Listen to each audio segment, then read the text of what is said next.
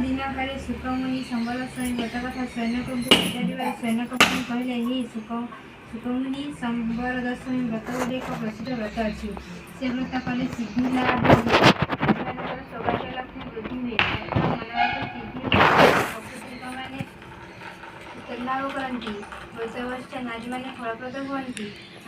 ଫଳ ପ୍ରାପ୍ତ ହୁଏ। ଏପରି ବଚନ ଶୁଣି ସୁକମୁନି ପଚାରିଲେ ଏହି ବ୍ରତ କରି କେଉଁମାନେ କି ଫଳ ପାଇଥିଲେ ତାହା ମୋତେ କୁହନ୍ତୁ। ସେନକ କହିଲେ ଶୁଣିବା ହୁଅନ୍ତୁ। ଉଠିକି ଛାଟ ଭିଡ଼ିଓ କରି କଥା ଶୁଣିବେ। ଏକ ଦିନକରେ ମୁନିକୁଳ ମୁକୁଟରତ୍ନ ନାରଦ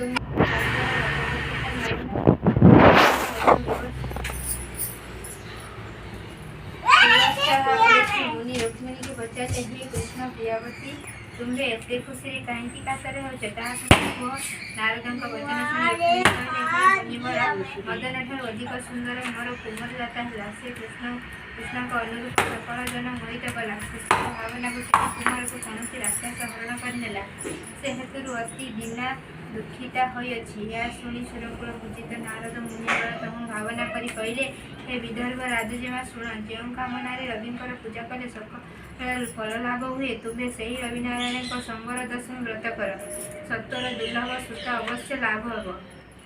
यह शुणी रुक्मिणी कहले हे मुनिवर पुत्रप्रद व्रत संदेह न रखी केउ देवता अर्चना नियम से किभल लाभ ता मोठारे जेबे तुम्हार अनुग्रह अच्छी से कथा उत्तम रूपे कहतु।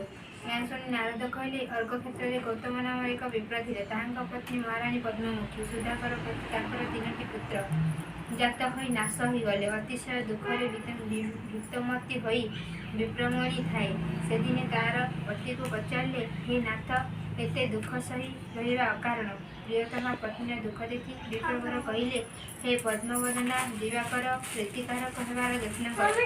गौतम विप्रंक ठारू हेमंत शुणी पतिभक्ति परायणा पद्ममुखीर दिनकर प्रीतिलक्षा मानसरे अति कष्ट तप आचरिले।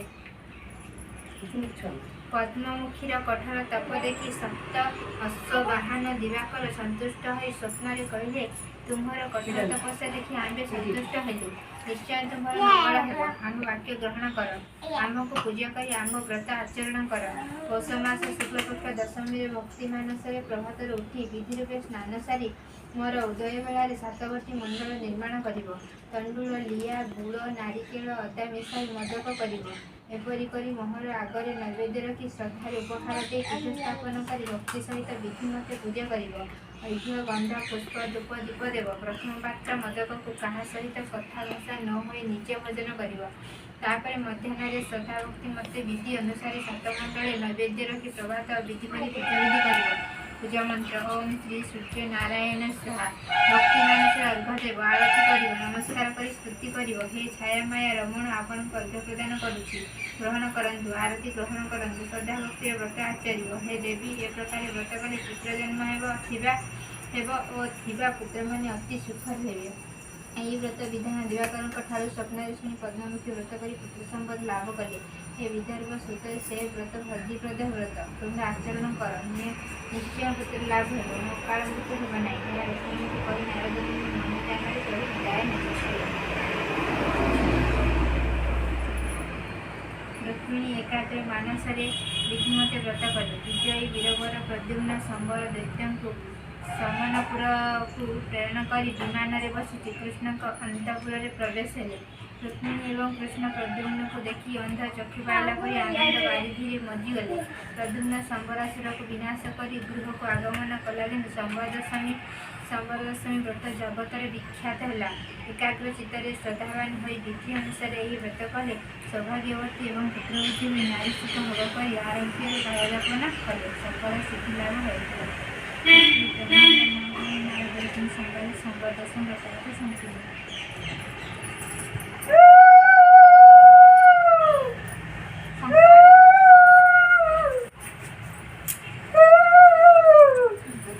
माफ करो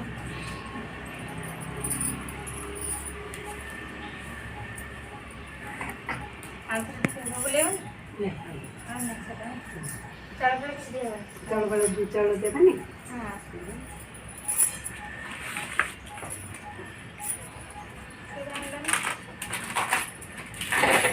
বলতে পারি না ছুরিটা দিয়ে তুমি